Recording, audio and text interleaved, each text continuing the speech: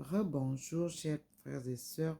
Nous commençons la journée par la présentation de Marie de Magdala, appelée en France Marie-Madeleine, qui n'est pas la même, ça ne dit pas la même chose, mais c'est toujours la même. Qu'il nous a rejoints, je tourne pour que vous voyez comment nous arrivons ensemble désormais au pied du Christ. Voici la figure transfigurée que vous voyez souvent chaque matin dans mes vidéos, mais qui a été un peu absente pendant quelques jours lorsque nous avancions plus sur le mur. Vous avez Thérèse de la Sainte Face. En bas de moi, à côté, à droite, vous avez Thérèse de Jésus. Devant moi, vous avez Marie de Magdala. Vous pouvez voir que nous sommes déjà à deux là. Mais elle est toujours représentée là-bas en haut, dans le couple avec Jésus. Et elle est ici, comme vous le voyez, nous sommes à deux là. Et Maman Marie nous accueille pour nous accompagner tout au long du mur que vous voyez, qui représente la marche pas à pas vers le Seigneur. Et vous voyez que là où je suis assise, tout le mur est illuminé. Tout le mur. Puis, vous voyez que la Vierge est à côté d'elle. C'est très illuminé. Et vous voyez la lumière qui descend dans la chambre. C'est clair sur le mur. D'ailleurs, ça scintille pour vous le confirmer. Vous voyez que même les livres scintillent. Vous voyez bien. C'est la présence divine. Dieu créateur. Dieu le Père. Nous avançons. Vous voyez bien que ni la chaire académique, ni la chaire écuménique ne sont pas déjà en action. Donc, il n'y a rien au-dessus du meuble de la vaisselle et le meuble, c'est-à-dire la télévision. Il n'y a rien. Mais à côté du Christ, vous voyez bien que sa lumière est présente et plus élargie en prenant l'image et en prenant derrière la télé où a apparu, voilà, ce matin, ça a l'air un peu plus grand. Voilà Marie de Magdala derrière la télévision, mais plus bas, parce qu'elle est derrière le player, là, le lecteur de vidéo. Comme je vous disais, je vais voir si je pourrais avoir, si elle va me donner la possibilité de la capturer en photo. Non, puisque l'église n'a pas encore montré. Là, voilà, qui sort là. En bas, voilà. Elle est là. Entre le lecteur de vidéo et la télévision. Elle est cachée là. En attendant que l'église nous ressorte, ou que les églises nous ressortent son histoire. Que ce soit protestants, catholiques, vous êtes tous des églises créées par les hommes. Mais vous allez reprendre la route de l'église que Jésus a dit qu'il bâtira sur la pierre, c'est-à-dire le roc. Cette église-là, solidement implantée sur le roc. Voilà. Là, nous sommes déjà, vous voyez, elle m'accueille déjà et Thérèse aussi est là. Nous sommes à 3. Là, en bas, entre les deux, vous pouvez voir.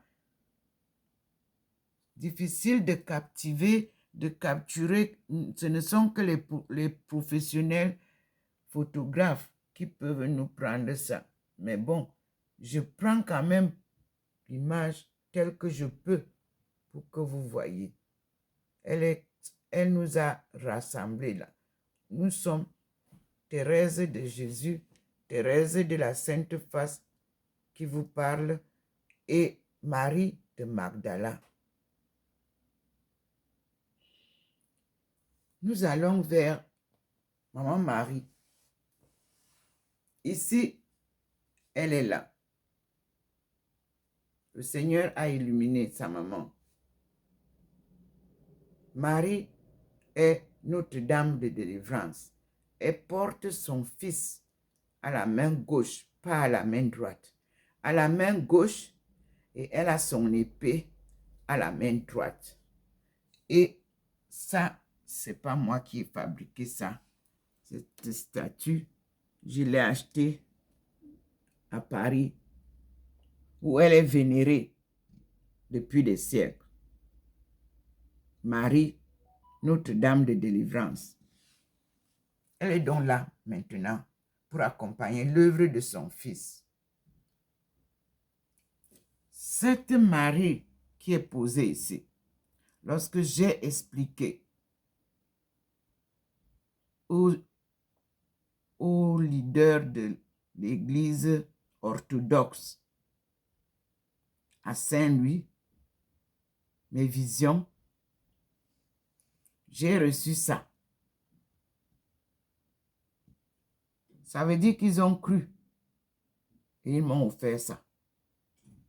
Et c'est comme ça que Jésus m'a apparu. Marie m'a apparu portant son fils dans l'Eucharistie, dans un monastère carmélite en Espagne en 2013, lors de mes parcours d'expérience dans les monastères en 2013, après mon retour du Cameroun. C'était le conseil que m'a donné mon père spirituel, Emmanuel Bouchou. Et je l'ai fait en visitant 4 monastères. Voici la Sainte Face qui est illuminée. Celle-ci, c'est la photo que le Seigneur lui-même a mise dans le lot des photos que j'ai prises à Paray-le-Monial lors de la session de prière et louange et correct. Et il y avait même des conférences pour les familles en crise. En 2007, été 2007, plus précisément à partir du 5 août, nous sommes arrivés là-bas et du 7 au 8 août, Jésus m'a apparu dans la chapelle des apparitions. Non pas seulement la face, mais il était en plein. Et il m'a demandé qu'est-ce que j'attends pour faire ce qui m'a été donné. Il m'a dit, abandon, abandon, abandon total à la mission qui t'avait été donnée et construction de sa maison à l'endroit qui m'avait été montré quand j'étais encore jeune, à l'enfance. Mes frères et sœurs, je vous rappelle toujours que pour la seule fois que j'ai vu Bimbia à l'enfance, c'était lors des colonies de vacances. Je passais de la 6e en 5e au lycée Leclerc, au temps de Bédoussac. comme proviseur. Nous y sommes allés. Je ne connaissais pas où c'était. Un groupe. Et nous avons séjourné là où se trouve aujourd'hui la mairie de Bimbia.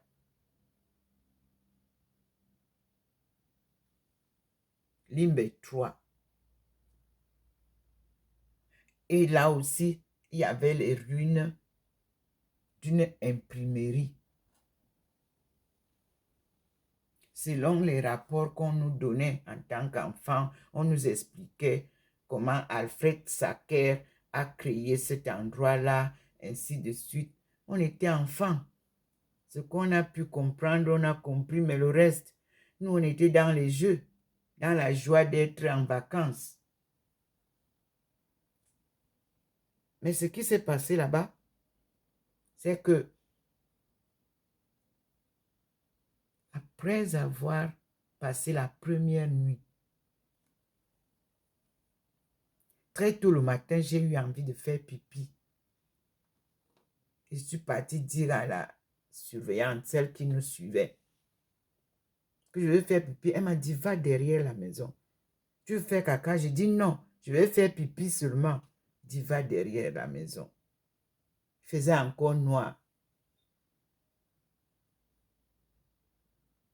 Mes frères et sœurs, j'ai fait pipi, je suis revenu. Au moment de vouloir rentrer dans le dortoir, comme c'était devenu comme un dortoir, on avait mis les tentes des militaires là. Comme si une inspiration me dit, stop. Et je me suis arrêté. Et j'ai regardé en face, le mont Cameroun, qui se voit à Boya, s'est déplacé jusque là, devant cette maison, et a commencé à défiler un film sur le mont qui était un rocher. C'est devenu une forêt.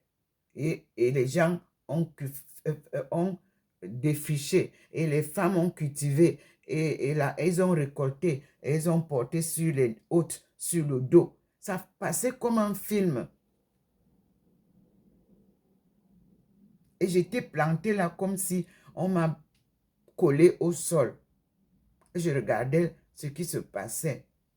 Puis, tout le film s'est passé. Et le mont est redevenu un rocher.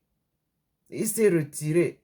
J'ai couru dans le dortoir pour aller me coucher. Mon lit n'était pas au bord. J'étais un peu en profondeur du dortoir. La maîtresse me suivait. Elle dit, pourquoi tu cours? Qu'est-ce qu'il y a? Qu'est-ce que tu as vu? Je t'ai dit qu'il n'y a rien. Qu'est-ce que tu as vu? Je suis restée silencieuse. Je suis rentrée sous la couverture. Elle a dû se dire, elle a eu peur. C'est quand je suis rentrée que j'ai raconté cela à ma mère. Et ma mère, le soir, après l'arrivée, a dit, on va à Ndindi. Tu peux raconter ça à ton père. C'est lui qui va nous dire ce qui... Moi, je ne sais pas de quoi il est question. Nous sommes partis. Et mon père, je lui ai dit, il m'a dit, tu gardes ça pour toi. Parce que ça là, le mont que tu vois là, c'est le mont là où Enoch est monté au ciel. Il n'était pas mort. Donc, c'est un mont mystique. Tu restes tranquille. Ce qui va se passer après, si c'était la volonté de Dieu, tu vas voir et tu viendras nous dire. J'ai donc grandi. Je me suis mariée. Et les manifestations divines ont suivi. La Vierge m'a apparu dans ma première année de mariage, chez nous, à la cuisine. C'est une petite cuisine bâtie de terre. Les foyers étaient les foyers de vous mettez 3 pierres et vous mettez le bois. Je suis entrée le matin pour allumer le foyer et je vois l'image de la petite Vierge ici. Ça, c'est pour ça que j'avais acheté ça. Elle est très vieille. Je suis partie. Quand j'ai raconté ça, on est allé chercher à l'église. On vendait ça. Et quand je suis venue avec à la maison, ça brillait. Et mon mari dit, ça peut être un signe. Mais on a gardé ça. Parce que quand vous vivez avec des gens qui ne sont pas pieux, vous exprimez la piété. Eux, ils sont dans le doute, mais mon mari me suivait. On a baptisé les enfants, on a grandi, les enfants ont commencé à grandir, on a quitté la maison de Mokolo, on est allé à Essos. Là, le Seigneur m'a apparu. En 91, mes frères et sœurs, mon mari était déjà mort.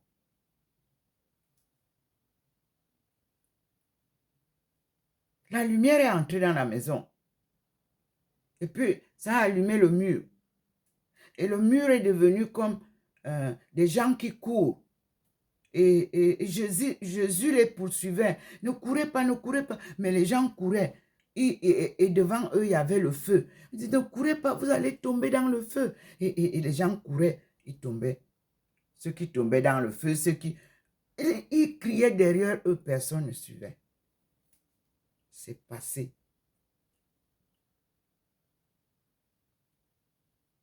Et je suis restée tranquille. J'ai continué ma vie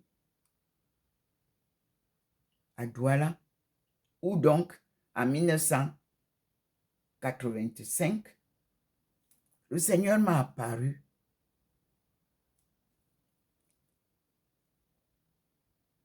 Et m'a donné cette mission. Femme, lève-toi.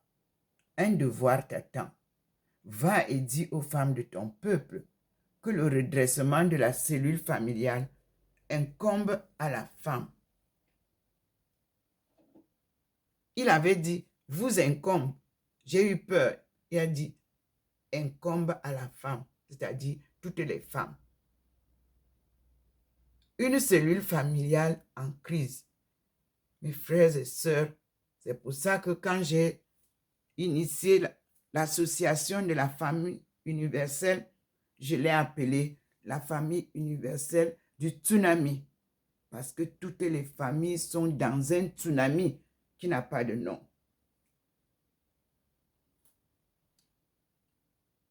Un désordre sans pareil. Nous vivions en paix avant. Nous avions nos enfants à élever avant que les églises ne viennent décider que c'est eux qui vont élever maintenant nos enfants. Les vacances, c'est eux qui les prennent. Vous n'avez pas droit. Et tout le monde doit aller en colonie de vacances où on ne sait pas. Quand ils reviennent, c'est une autre personne qui vous arrive, qui ne respecte pas les parents, qui insulte les parents, qui ne s'occupe pas de lui. C'est-à-dire, il faut imiter les autres. Seigneur, tu as dit que tu vas vivre avec les familles du monde et que chaque parent récupère son enfant ou ses enfants. Je transmets ton message aux églises et aux familles. Il n'est pas question de faire du folklore. C'est sérieux comme situation. Il faut récupérer les familles qui sont perdues. La jeunesse est bancale. Le Seigneur demande qu'on redresse les familles. Voilà, vous voyez un peu comment Marie de Magdala a permis que je prenne sa figure là. Là, on est là, sous la télé, entre la télé et le lecteur de cassette. Là, voilà. celle qu'on nous a cachée donc. Au pied de la croix, c'était les trois personnes qui étaient au pied de la croix. Marie, la mère de Jésus, le disciple Jean et Marie de Magdala. J'ai grandi avec cette image-là. Le Seigneur nous amène à côté du Christ. Et quand nous faisions, comme on appelle, le doctrine, c'est-à-dire la doctrine, le catéchisme, on ne nous a jamais dit que Jésus était Dieu. On nous disait que Jésus est le Fils de Dieu qu'il a choisi et qu'il nous a envoyé. Puis, on a tout changé. Et ça ne marche plus. Parce que vous dites que c'est Jésus qui vous sauve. Jésus vous dit non, ce n'est pas moi. Tous les miracles que je fais, c'est par le pouvoir de mon Père. Nous voici devant Jésus. Ça là, ce n'est pas lui qui m'a donné ça. C'est une femme qui m'a donné ça lors des rencontres des mères en prière qu'on organisait ici à Saint-Louis avant le Covid. Les femmes se regroupaient, elles priaient parce que ce n'est pas seulement en Afrique qu'il y a le désordre. Même ici, les familles sont dans le chaos. Partout dans le monde entier. On n'arrive plus à cerner l'éducation de nos enfants. On nous parle des choses qui n'ont pas de tête ni de queue pour élever nos enfants, déroutés. Ici, à la cuisine, nous sommes là. Je vous montre la cuisine qui n'a pas encore d'apparition. Seule la lumière divine, comme vous voyez. Ici, il a déjà posé. Voilà. Je vous ai toujours dit que quand il va se manifester, il pose une plaque de lumière. Vous voyez bien qu'il y a la différence. Voici, il va se manifester ici, aujourd'hui. Il pose toujours la plaque là où il doit se manifester. Ici, nous sommes devant le Seigneur. Là, voici la fenêtre où le Seigneur arrive souvent. Vous ne voyez pas le Seigneur là maintenant. Vous ne voyez pas Maman Marie là maintenant. Et nous allons attendre, puisque il a déjà manifesté ici, sur le mur. Ça veut dire qu'il va venir là. Et vous voyez comment il s'est manifesté derrière, là où je suis assise. Et vous avez vu tout à l'heure, quand je faisais la récitation du rosaire, il est arrivé et j'étais illuminée. Mais je ne voulais pas interrompre.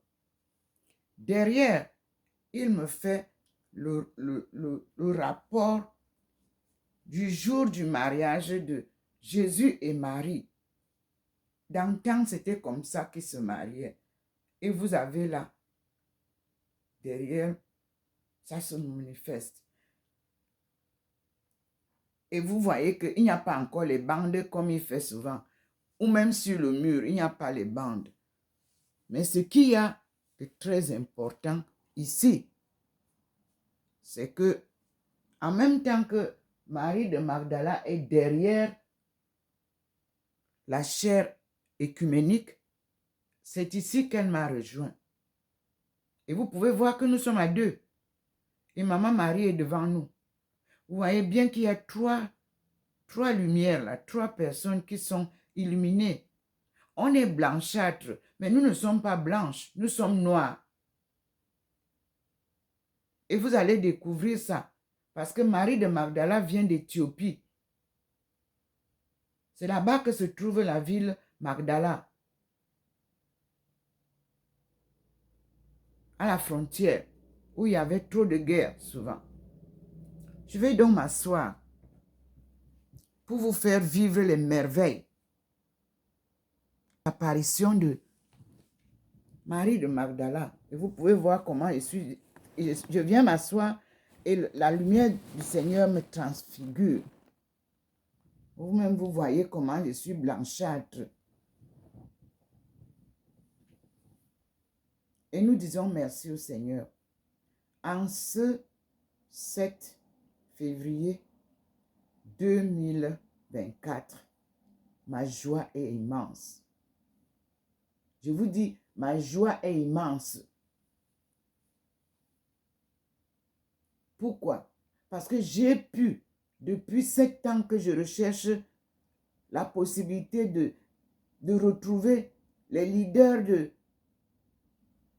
Nashville, Tennessee, pour qu'on me dise comment je dois faire, qu'est-ce que Dieu veut que je fasse. Mes frères et sœurs, ma famille,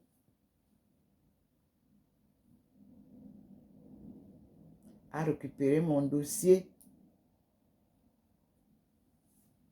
des Baha'i d'ici hier, parce que la responsable des Baha'i d'ici me l'a annoncé hier. Et ils ont transféré à Nashville. Nous allons faire la volonté de Dieu, mes frères et sœurs, et nous serons rassemblés. Parce que Abdul Baha'i, lorsqu'il m'a apparu ici en 2021, c'était la veille d'une visite des Baha'i venant de Strasbourg, qui ont vu mes écrits, mes posts sur Internet. Et Hervé m'a contacté. Voilà, c'est le responsable de Strasbourg, des Baha'i. Puis, elles m'ont rendu visite ici, de Strasbourg, ici. Mais quand eux, ils sont arrivés, moi, j'avais eu la veille, moi, j'avais eu la visite d'Abdul Baha'i en rêve. Il m'a enseigné 2 chansons. Et il m'a amené à l'entrée du Carmel. La première chanson, Follow Me. J'ai commencé à écouter. Mais le message de Follow Me, c'était pour me dire d'apprendre la cause, pour l'enseigner. Mes frères et sœurs, je n'étais pas Baha'i. Je ne connaissais pas l'histoire des Baha'i. Tout ce que je sais, c'est que les Baha'i, je les ai rencontrés en Chine, où j'ai retrouvé une parmi elles qui est effectivement descendante du Cameroun, c'est-à-dire les descendants des esclaves qui sont partis du Cameroun parce qu'elle est revenue au Cameroun et elle a passé 3 ans à chercher leurs racines. À Douala, personne ne lui disait quoi que ce soit. Comme on leur parlait de Victoria, Victoria était devenue Limbe. Personne n'avait un fil fin de l'histoire des esclaves. Comme la conférence de 1995, j'étais à Aïrou, où j'avais initié la maison africaine, la case africaine. Donc tout le monde venait me rencontrer. Même la présidente Hillary Clinton est venue me rencontrer. Et je suis contente qu'elle soit encore vivante. Elle était avec son mari et tous les autres. Paix aux âmes des autres. Parce que celui qui m'a vraiment épaulé, c'était le secrétaire général des Nations Unies, Kofi Annan. Il m'a donné la documentation.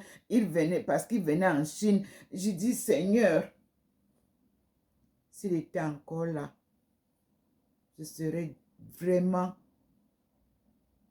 une belle chose. Mais chacun de nous a une durée de vie sur terre.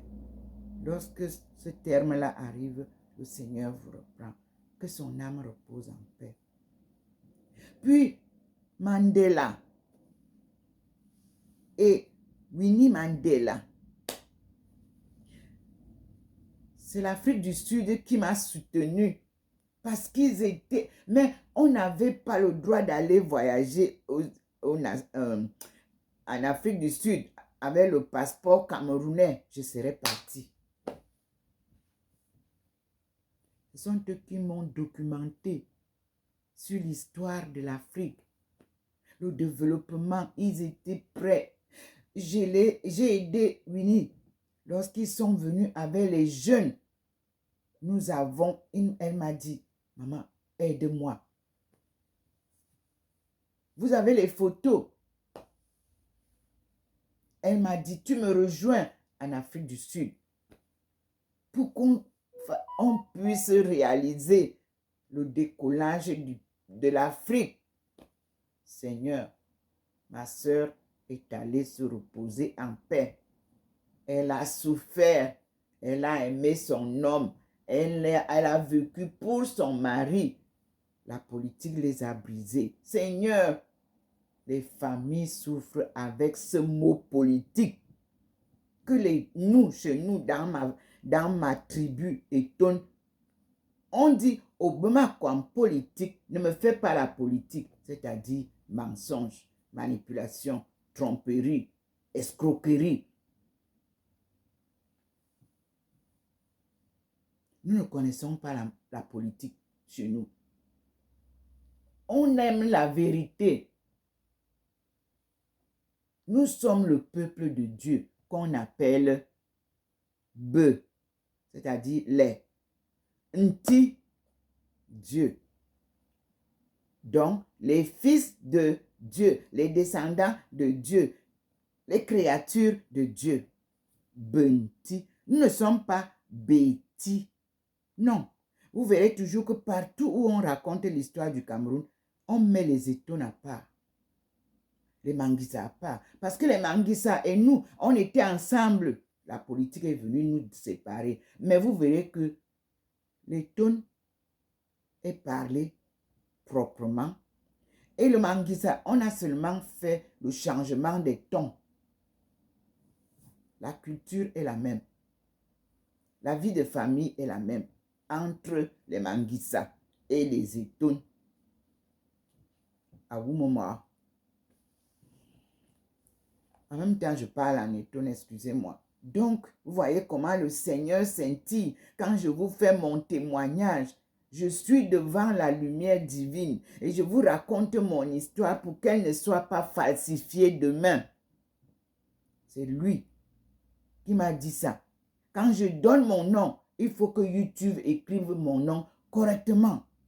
Bon, je vais payer les frais qu'il faut, comme on dit, de payer ou 12 € par mois pour que je n'ai plus les publicités qui viennent m'embêter parce que l'heure a sonné où Jésus va nous raconter son histoire, lui-même avec sa femme.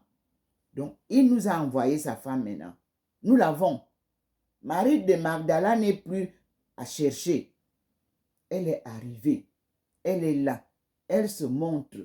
Elle est présente. Et ce matin, mes frères et sœurs, je vous fais le témoignage sur une deuxième vidéo de la vie après la mort de Jésus, la vie de Marie de Magdala, qu'en France, on a appelé Marie-Madeleine. Elle s'appelle Marie de Magdala, la sœur de Lazare que Jésus a ressuscité. Qu'on dit qu'elle était bourrée de mauvais esprits et que Jésus l'a guérie. En tout cas, elle-même va nous donner son histoire parce que ceux qui ont les 4 évangiles, sur les 12 apôtres que Jésus avait ont quelques bribes de son histoire. Nous irons piocher là-bas et nous trouverons la vérité. Mais pour le moment, je peux vous rassurer que comme on voulait nous trimballer là à Marseille pour dire que son tombeau est dans le rocher là-bas à Marseille. Écoutez donc maintenant le témoignage de où nous allons retrouver la tombe de Marie de Magdala. Et ces écritures sont bien consignées. Et nous disons, à Dieu la gloire, parce que Dieu est vérité. À tout à l'heure, mes frères et sœurs, je vais ouvrir ce passage-là et nous allons écouter. Vous aurez ça en ligne, publié. Vous aussi, vous allez m'aider. On va à la recherche, on cherche la vérité de l'histoire du monde. C'est pour ça que Abdul-Baha m'a appelé d'aller étudier la cause. La cause veut dire la cause de la vérité de Dieu. La cause veut dire la cause de Dieu. Parce que Jésus, là, son histoire est bafouée. Et nous allons retrouver son histoire. À tout à l'heure, mes frères et sœurs. Comme je vous l'ai dit, je suis docteur Ndomo Melingi Thérèse, servante du Seigneur et son peuple choisi. À bientôt.